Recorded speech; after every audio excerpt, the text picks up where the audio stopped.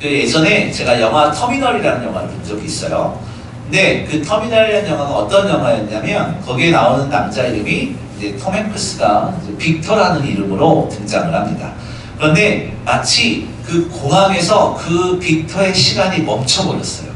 무슨 이야기냐면 비행기를 타고 공항에 도착을 해요. 그리고 자신의 나라로 들어가야 되는데 그 자신이 있는 나라, 자신의 나라가 쿠데타가 일어나서 입국도 할 수도 없고 거기서 출국도 할 수 없는, 그리고 그래서 이 빅터라는 남자가 오도 가도 못하는 상황 가운데 공항에서 묶여있는 상황 가운데 벌어지는 일이 이 터미널이라는 영화입니다. 공항은요 여러분 머무르는 곳이 아니에요. 지나가는 곳이에요. 누구나 공항에서 도착을 하면 그것은 비행기를 타고 다른 나라로 가든지 뭐 이렇기 때문에 공항은 지나가는 곳이어야지 되는데 이 빅터라는 남자에게는 공항이 지나가는 것이 아니라 멈춰버린 공간이 되는 거예요. 그런데 제가 기억에 남는 건 이 묶여버린 이 공항에 머무르게 된 이 빅터라는 남자가 이제 자신의 문제가 해결이 되거나 자신의 나라가 진정이 되거나 뭐 이런 게 아니라 그 하루하루 살아가는데 너무 즐거워 보이고 행복해 보이는 모습들을 제가 영화에서 봤어요. 그냥 무엇을 하나 먹는데도 기뻐하고요. 무언가를 하는데 뭐 잠자는데도 즐거워하고요. 소소한 행복들을 그 순간순간들에 찾아내는 것을 보았습니다. 그래서 저는 그러면서 특별히 기억이 남는 부분이 이제 공항에서 묶여가지고 밤이 되어서 어떡하지? 이제 쫓겨나야 되는 거예요. 공항이 문을 닫아야 되니까 이제 밖으로 나가야 되는 상황인 거예요. 그런데 한 공항 직원이 와서 무슨 얘기를 하냐면 오늘 여기서 머물러 있어도 됩니다 라고 이야기를 하는 거예요. 그런데 이 빅터라는 남자가 너무 기뻐하는 거예요. 사실은 그 사람에게 있는 궁극적인 문제가 해결된 건 아니잖아요. 그 나라에 뭐 평화가 오거나 이제 곧 뭐 10분, 20분 뒤에 비행기를 타고 다른 나라로 가거나 이런 것이 아니었잖아요. 그냥 잘 수 있게 된 거예요. 이 빅터라는 사람이 이 잘 수 있게 된 것이 자신이 뭔가 대단해서일까요? 자격을 증명했기 때문이거나 뭐 상황이 나아졌거나 그런 것이 아니었어요. 그냥 머무를 수 있는 공간이 제공된 거예요. 즉 쫓겨나지 않아도 되는 자리, 오늘 하루를 버틸 수 있는 공간이 이 빅터라는 남자에게 허락되었다는 겁니다. 의자 하나, 잠을 붙일 수 있는 공간 하나, 그것이 그 사람에게는 그날 하루를 살 수 있게 해준 은혜였다는 거예요. 여러분, 이것을 보면서 우리 인생에 살아가는 모습을 좀 생각을 해봤습니다. 오늘 하루를 살 수 있게 만드는 은혜, 진정한 은혜는요 다른 것이 아니에요. 우리가 이렇게 예배할 수 있고 우리가 무언가를 먹을 수 있고 우리가 숨을 쉴 수 있는 이 모든 것들이 은혜다라는 것이에요. 아멘. 여러분, 은혜는 거창한 것이 아니에요. 우리의 작은 삶의 순간순간들이 쌓여간다는 거예요. 우리가 하나님의 은혜로 살아가는 하루하루가 모여서 하나님의 백성의 삶을 만드는 것입니다. 그 하나하나의 사건들이 모여서 살아가는 거예요. 오늘 룻기도 마찬가지예요. 룻기는요, 우리가 한 주간 읽으셨겠지만 룻기는 화려하게 시작되는 본문이 아닙니다. 무언가 짠 하고 나타나서 뭔가 팍 풀리면서 시작되는 본문이 아니라는 거예요. 희한하게 룻기는 기근으로 시작해요. 없음으로 시작합니다. 부족함으로 시작해요. 그래서 한 가정이 기근 때문에 애굽이라는 곳으로 좀 풍요로운 곳으로 이주를 해요.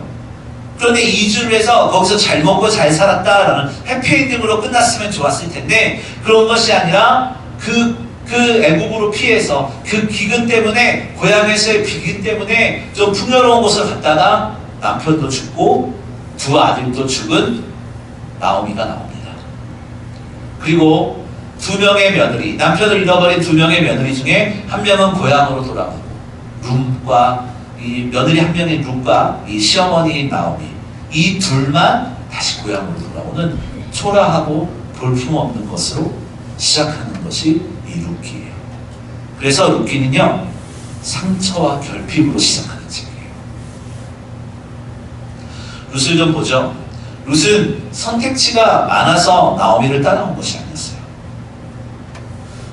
아마 이 룻은 모압으로 가면 이스라엘로 돌아오는 것보다야 훨씬 나았을 수도 있겠지만 이 당시의 문화로서 이 과부된 여인이 할 수 있는 건 없었어요.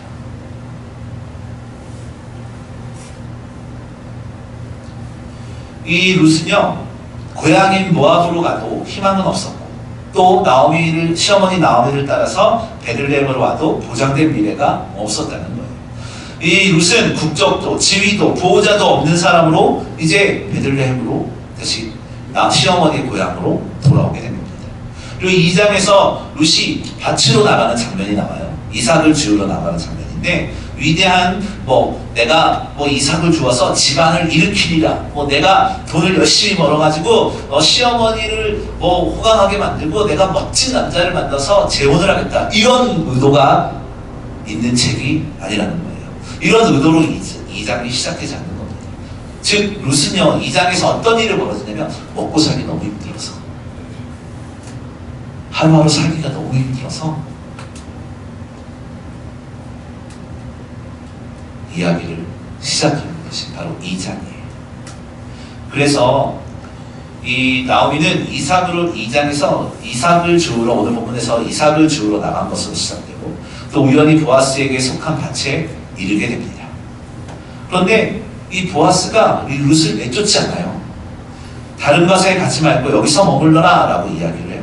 여러분, 룻은요, 뭔가 거창한 문제를 해결하려고 이 밭에 가서 이삭을 주우려고 한 것이 아니었다는 겁니다. 이 룻은 오늘 하루를 버틸 자리를 찾으러 온 거였어요. 내가 오늘 먹을 음식을 갖기 위해서, 내가 당장 오늘 쉽게 편하게 좀 자기 위해서, 내 생활이 오늘 하루를 넘기기 위해서 하루 벌어 하루 먹고 하는 삶을 찾아가기 위해서 오늘 본문에 등장했다는 거예요. 여러분, 제가 좀 전에 말씀드렸던 영화 그 터미널에서 이 빅터라는 남자가 공항에서 허락받은 그 한 자리, 오늘을 여기서 잘 수 있구나, 이 공항에서 먹을 수 있구나, 이 하룻밤을 보낼 수 있구나, 그러면서 난 그럼 괜찮아, 만족해 라고 하는 것과 이 룻이 하루하루 이삭을 주우면서 하루하루의 은혜를 살아가는 것과 아주 비슷하게 닮아 있어요. 오늘 룻은요, 보아스라는 사람의 밭에서 하나님의 날개 아래 머물 수 있는 그 자리를 허락받은 것입니다. 오늘 우리가 살펴볼 말씀이 바로 그래서 날개 아래서 만난 은혜예요. 오늘 말씀을 좀 통해서 계속 볼 텐데, 먼저는요, 은혜는 먼저 머문 자리를 열어주신다입니다. 오늘 본문 8절 말씀 우리 한번 읽어보겠습니다. 시작. 보아스가 룻에게 이르되 따라 들으라. 이삭을 주러 다른 밭으로 가지 말며 여기서 떠나지 말고 나의 소녀들과 함께 있으라. 아멘. 보아스가 룻에게 말을 하죠. 이삭을 주우러 다른 밭으로 가지 말라라고 이야기를 합니다. 그리고 내 소녀들과 함께 있어라라고 하는 것이에요. 이게 그냥 단순히 호의나 친절이 아니에요.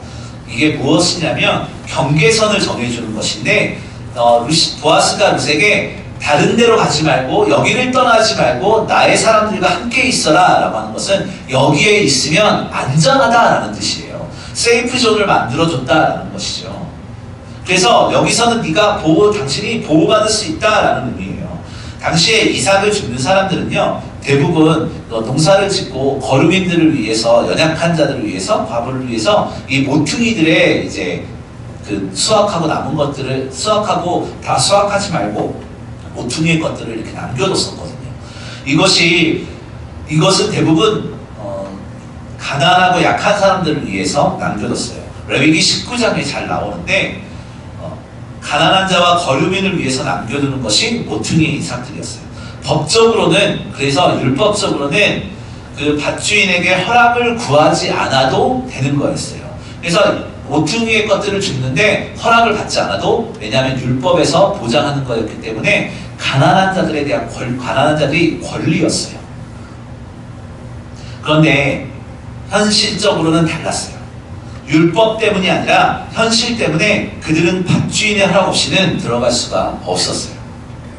왜냐하면요, 자칫했다가 그 밭주인의 일꾼들에게 무시당할 수도 있었고요. 쫓겨나기도 했었고요. 특히 젊은 과부 여인이 혼자 밭을 돌아다니는 것은 매우 위험한 일이었어요. 그래서 밭주인의 허락이 필요했던 거예요. 그런데 그 밭주인이었던 보아스가 이야기를 해요. 여기 머물러라. 이 밭에 있으라.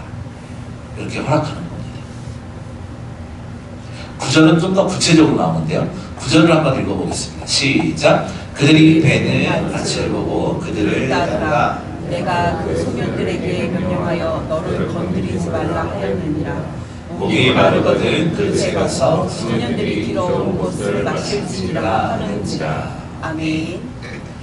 보아스는 이 구절에 보니까 보아스는 이 가난한 과부 여인, 이 모퉁이에서 이삭들을 주어서 생계를 하루 벌어 하루를 생계를 유지하는 이 룻에게 세 가지를 제공해주고 있어요. 먼저는 안전한 공간을 제공하고 있습니다. 무엇이냐면 이 밭에 머물러라. 이것이 너에게 안전을 제공해준다는 것이죠. 그리고 또 너를 건드리지 말라라고 이야기하잖아요. 다른 사람들에게 이 여인을 건드리지 말라라고 하는 것은 보호하는 거예요. 보호의 명령이에요. 그리고 뭐라고 그러나요? 목이 마르거든 물을 마시라. 필요를 채워주는 겁니다. 하나님의 은혜는요, 다른 것이 아니에요. 먼저는 안전한 공간을 제공해주고 우리를 보호해주고 우리의 필요를 채워준다라는 것이 은혜의 시작이라는 겁니다. 은혜는 먼저 지켜주는 선을 그어줘요. 여기에 있어도 되는 곳이고 너는 이곳에서 안전하다. 이렇게 말을 하는 겁니다. 하나님은 우리의 인생에서 안전한 자리, 머물 자리를 허락하시죠. 이게 무엇이겠어요? 우리의 공동체겠죠. 여러분, 우리가 이렇게 예배드리고 하나님 앞에 나아갈 수 있는 건 자격이 있어서인가요? 우리는 착각하면 안 돼요. 자격이 있어서 하나님 앞에 나아가는 것이 아니라는 거예요. 하나님께서 우리를 부르셨기 때문에 머무르는 거예요. 그래서 우리가 이 자리에 있는 거예요. 여러분, 우리의 뜻대로 되는 것이 몇 가지나 있습니까? 생각해 보세요. 20대, 30대 때 여러분들 어떤 인생을 살기를 소망하셨습니까? 아니면 청소년 때, 어렸을 때, 아동 때 나는 어떤 어른이 되고 어떤 사람이 되고 싶어서 살아가셨습니까? 그런데 그 뜻대로 쉽게 되던가요? 그렇지 않아요. 안타깝지만 우리는 이룬 것보다 이루지 못해 안타깝거나 이루지 못하여 잊어버린 것들이 더 많아요. 참 사람이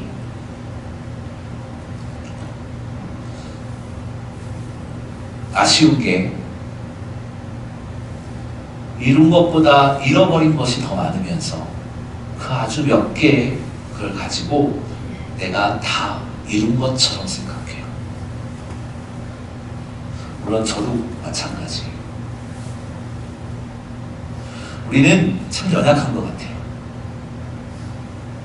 그런데 오늘 룻기서를 통해서 보니까 우리의 삶이 불안할지라도 어디에 속하지 못할지라도 우리가 착각하며 살지라도 우리가 잊지 말아야 될 건 주님 안에 머물러야 된다는 거예요. 아멘. 이것만이 유일하다는 거예요. 아멘. 은혜는 머무르는 것으로 멈추지 않아요. 머문 자리를 허락하신 하나님은 그 자리에 머무는 사람의 마음도 변화시키는 거예요.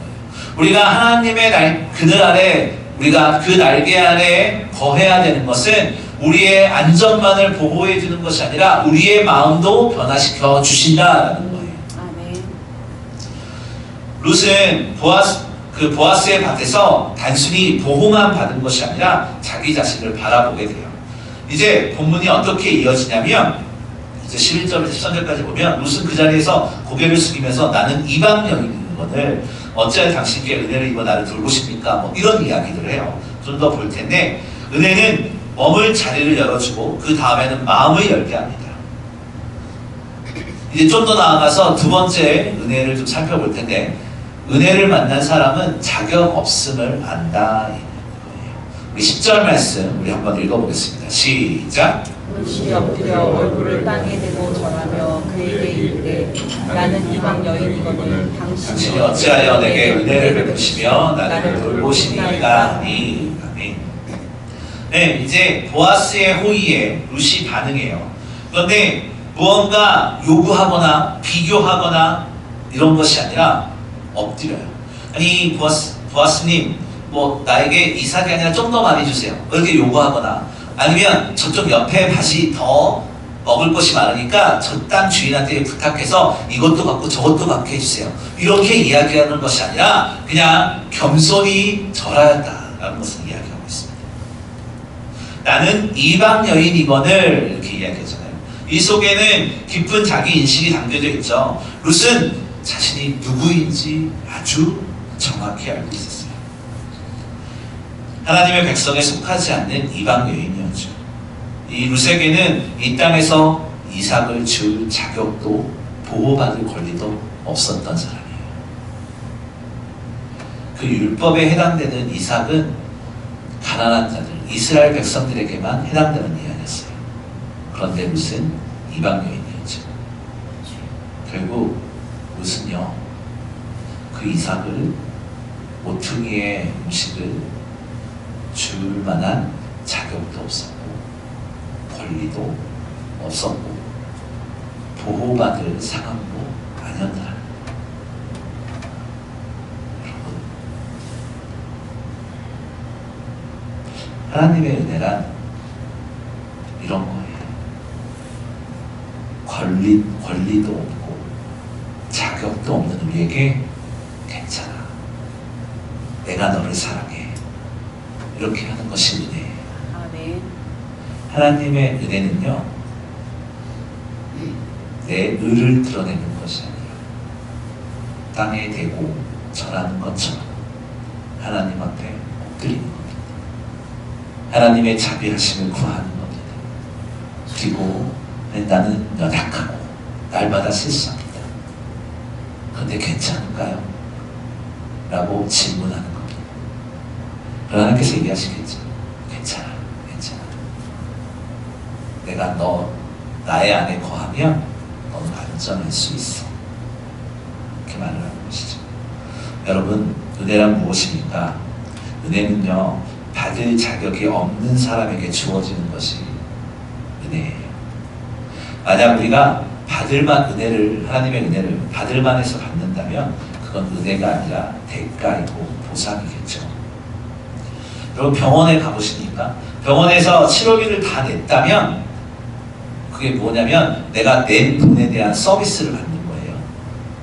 그런데 계산서가 나오기 전에 누군가가 이미 나의 병 치료비를 다 대주었다면 그때 우리가 그걸 은혜라고 이야기를 하는 거예요. 은혜는 잘했기 때문에 주어지는 것이 아니라 아무 말도 할 수 없을 때 먼저 내어주시는 하나님의 선택이 은혜예요.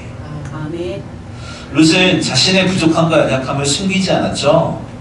자신의 출생과 자신의 출신과 또 자신의 상황을 숨기지 않았다라는 거예요. 오히려 그것을 인정하며 보아스 앞에 엎드리게 된 겁니다. 그리고 바로 그 자리에서 더 큰 은혜를 경험하게 됩니다. 오늘날 우리는 자주 착각합니다. 내가 충분히 노력하면, 내가 조금 더 나아지면, 내가 더 헌신하면 하나님께서 나를 더 사랑하실 거야 라고 생각해요. 하지만 그건 은혜가 아니라 대가죠. 보상이고. 은혜는 주장하는 사람보다 엎드릴 줄 아는 사람에게 머무는 거예요. 나는 받을 자격 없지만 주님께서 베푸시는 은혜로 살아갑니다 라고 고백하는 거예요. 그 고백이 있을 때 은혜의 통로가 열리고 시작된다는 겁니다. 그래서 하나님 앞에서 우리에게 필요한 것은 자격 없음을 인정하는 거예요. 우리의 힘으로 모든 걸 해낼 수가 없잖아요. 내 옆에 있는 사람의 마음조차 모르는 게 우리 아닙니까? 나와 같이 사는 사람의 마음, 내 자녀의 마음도 다 모르는 게 우리 아닙니까? 여러분, 여러분들의 자녀의 마음을 다 안다고 자신하세요? 아니에요. 하물며 제 아내가 제 마음을 다 알겠습니까? 모를 거예요. 제가 얼마나 사랑하는지 모를 거예요. 안 믿으세요? 네. 여러분, 우리는요, 하나님의 그늘 아래, 하나님의 날개 아래 숨는다는 건요, 그곳에 피한다는 건요, 내 삶을 맡겨드리는 거예요. 아멘. 제가 한 번은 집에서 나가려고 하는데 차를 좀 멀리 주차해 놓은 적이 있어요. 그래가지고 지금 문을 딱 열었는데 비가 막 쏟아지는 거예요. 그래가지고 옆에 있던 우산을 딱 들어서, 이제 신발장 안에 우산이 이렇게 있었거든요. 하나 딱 들어서 막 비 오니까 잠깐 빨리 뛰어가려고 막 밖으로 나가면서 우산을 딱 폈어요. 그랬는데요, 우산이 왜 우산이에요? 다 막혀 있어야 우산이잖아요. 절반이 뚫려 있더라고요. 우산을 폈는데 반은 비가 안 들어오는데 반은 이렇게 온 비를 몸으로 막고 있더라고요. 막 우산을 막 뛰어가면서 차에 딱 들어가가지고 앉았는데 우산을 쓰나 안 쓰나 똑같은 거예요. 그래서 제가 무슨 생각이 들었는지 아세요? 하나님의 날개 아래 숨는다는 것, 하나님 앞에, 하나님 안에 들어간다는 건 우리의 몸을 완전히 감싸는 거예요. 아멘. 좀 더 얘기를 하자면, 하나님 안에 거한다는 것은 우리의 생각과 우리의 의지가, 우리의 뜻과 우리의 계획보다 하나님의 뜻과 하나님의 계획을 기억하고 기대하며 하나님의 말씀 안으로, 또 예배 안으로, 기도 안으로 들어가는 거라는 거예요. 아멘. 네. 여러분, 우산을 폈는데 반이 찢어져 있어요. 그래서 바라보니까 막 우산 막 펄럭거리고, 이건 비를 피하는 게 아니죠. 비를 피하는 것은 완전히 막혀있는 우산 안으로 들어가는 것이죠. 하나님의 날개 아래 들어간다는 것은 내 생각보다 하나님의 뜻과 하나님의 말씀을 먼저 기억해내는 것이에요.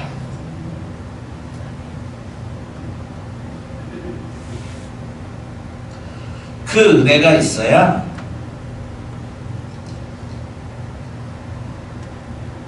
우리가 사는 거예요. 아멘.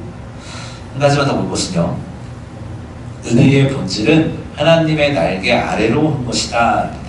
오늘 조금 길지만 11절과 12절 말씀 한번 읽어보겠습니다. 시작.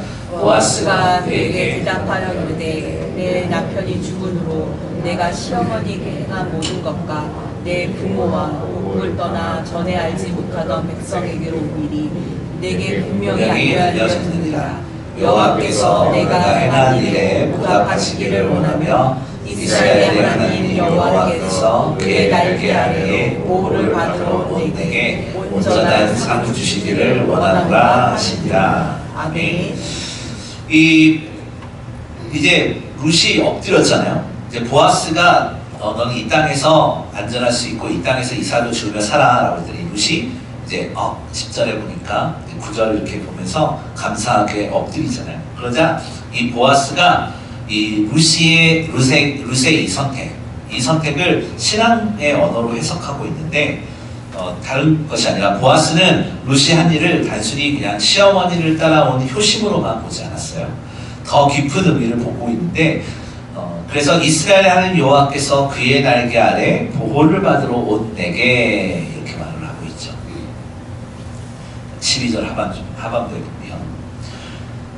룻이 베들레헴으로 온 것은 단순히 시어머니였던 나오미를 따라온 것이 아니었다라는 것을 이야기합니다.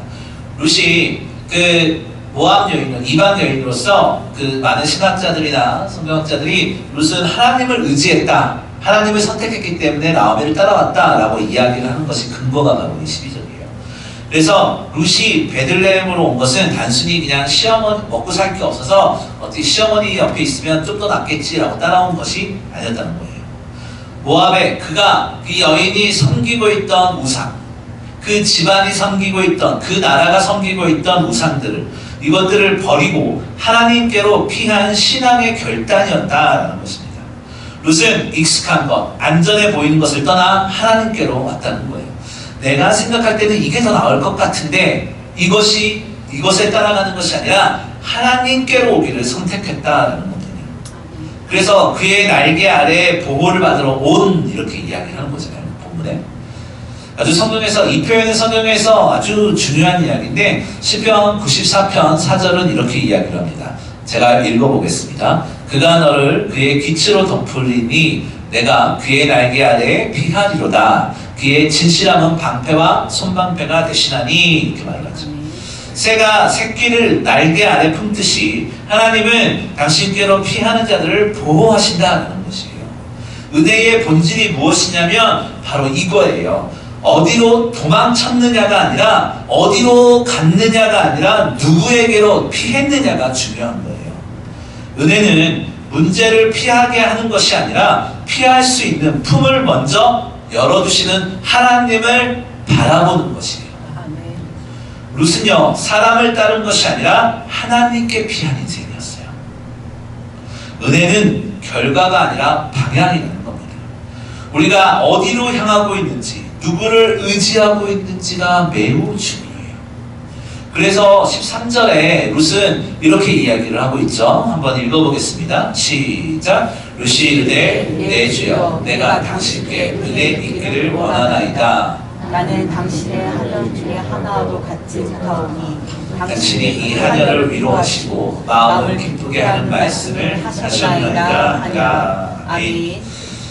이것을 은혜를 경험한 사람의 고백이에요.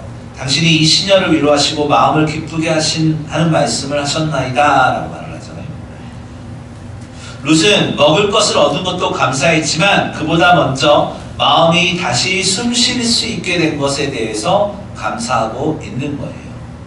우리가 하나님의 날개 아래로 피하자, 이게 사실은 이해하기 어렵죠. 그런데 하나님께로 피한 자들에게 던져지는 특징들이 좀 있어요. 먼저 하나님께 피한 자들에게 주어지는 은혜의 첫 번째가 위로예요. 위로. 어떤 위로냐면 이제 혼자가 아니구나.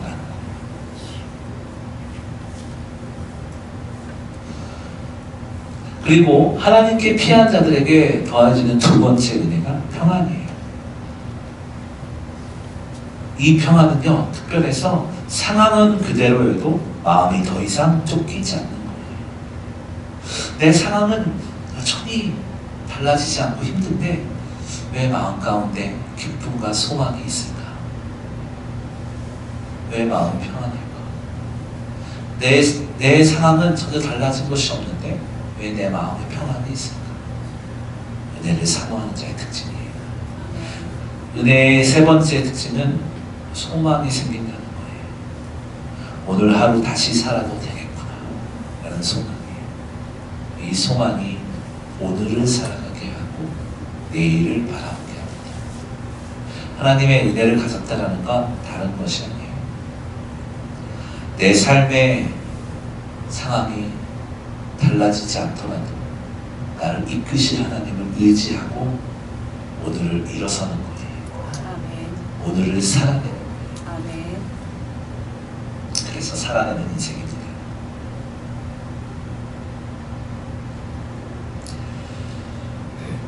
그래서 오늘 본문의 룻은 그 은혜를 경험한 것이죠.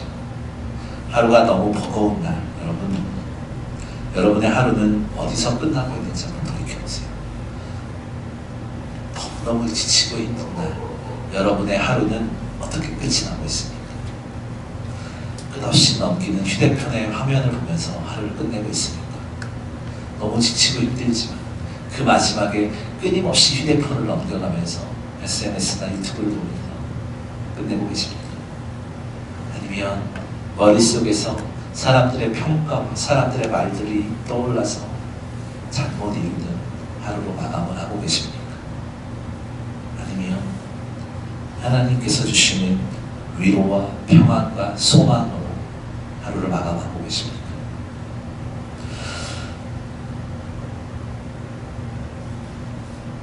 우리가 기억해야 될 건요, 무엇을 붙잡느냐가 아니라, 내가 무엇을 이루느냐가 아니라 우리가 누구 안에 있느냐예요. 룻이 만난 은혜는요, 먹을 것보다 먼저 또 미래보다 먼저 하나님의 날개 아래로 초대받은 은혜였어요. 영화였어요. 말씀의 결론을 내릴게요. 여러분, 서론에서 이야기했던 영화 기억나십니까? 터미널의 그 장면. 사람에게 그 사람에게 빅터에게 은혜는 비행기가 다시 뜨는 소식이었을 거예요. 그래야 문제가 해결되었다는 증거니까요. 그런데 그것보다 그에게는 은혜가 그에게는 한 가지가 더 중요했어요. 오늘 여기 있어도 되는 무언가 빨리 해결돼서 전전하는 것이 아니라 이제 오늘 하루를 살아낼 수 있는 그 은혜에 만족하는 하루하루를 쌓았다라는 거예요. 룻은요 준비된 사람이 아니었죠. 그는 그 여인을 설명할 말도 없었고 내세울 조건도 없었습니다. 여인은 빈손으로 낯선 땅에서 하루를 버티기 위해 밭으로 나아가 노트 위에 이삭들을 주었던 사람이에요. 그러나 룻은 그 밭에서 하나님의 초대를 받게 됩니다. 문제가 다 해결된 후가 아니라 인생이 정리된 후가 아니라 지금 그 모습 그대로 하나님께서 받으셨다는. 아멘. 오늘 우리도 마찬가지죠. 하나님께서는 좀 더 성장해서 좀 더 뭔가 대단해져서 좀 더 돈을 많이 벌어서 와라 이런 말씀하지 않으세요. 지금 너의 있는 모습 그대로 나에게 오라 이런 것입니다. 아멘. 그럴 때 하나님의 품 안에서 하나님의 은혜 안에서 하나님의 날개 아래서 위로와 평안과 소망이 우리 가운데 허락되어진다는 겁니다. 아멘. 하나님을 믿는다고 해서 아무렇게나 살아도 된다 뭐 이런 것이 아니에요. 하나님 안에 들어갔다라고 해서 나머지는 아무렇게나 살아라 이런 것이 아닙니다. 우리는 하나님의 또는 사람의 사랑을 받기 위해서 애쓰는 사람들이 아니에요. 사랑받았기에 살아가는 사람들이에요. 여러분 하나님의 은혜의 순서를 잘 생각해야 돼요. 아까도 말씀을 드렸지만 병원의 치료비의 예를 들어서 이야기를 했지만 우리가 무언가에서 하나님의 은혜를 쟁취해내는 것이 아니라 우리에게 이미 허락된 은혜가 있기 때문에 그 은혜대로 살아가는 거예요. 아멘. 그럴 때 하루하루의 은혜가 쌓여서 하나님의 은혜를 자랑할 수가 있는 거예요. 여러분 밖에 보세요. 해와 달과 별들 그 수많은 것들 우리에게 주어진 은혜입니다. 오늘 이렇게 모여서 예배할 수 있는 것 하나님의 은혜입니다. 아멘. 그 하루하루의 은혜가 쌓여서 우리는 위로와 소망과 평안을 가질 수가 있는 거예요. 주님 안에 거한다는 것은요 감정이 아니라 선택이에요. 불안해질 때마다 다시 계산하러 가는 대신에 사람의 말로만 매달리는 대신 도망치듯 다른 것으로 숨는 대신 의식적으로 주님께로 돌아오는 선택이요. 선택. 주님 앞에 나아간다는 건 때가 되면 아니요. 우리는 의지를 가져야 돼요. 그래서 우리는 결단해야 돼요. 더 잘해보겠다가 아니라 주님 안에 거하겠다는 거예요. 말씀을 가까이 하겠다는 것이고 예배 가운데 하나님의 이름을 높여드리겠다라는 거예요. 여러분 은혜는 미래에 받을 보상이 아니에요. 은혜는 오늘 지금 머물러 있을 수 있도록 열려있는 자리라는 겁니다. 그리고 그 자리는 오늘도 변함없이 하나님의 날개 아래 있음을 기억하고 그 은혜를 경험하며 살아가는 저와 여러분이 되시기를 주님의 이름으로 소망합니다. 아멘.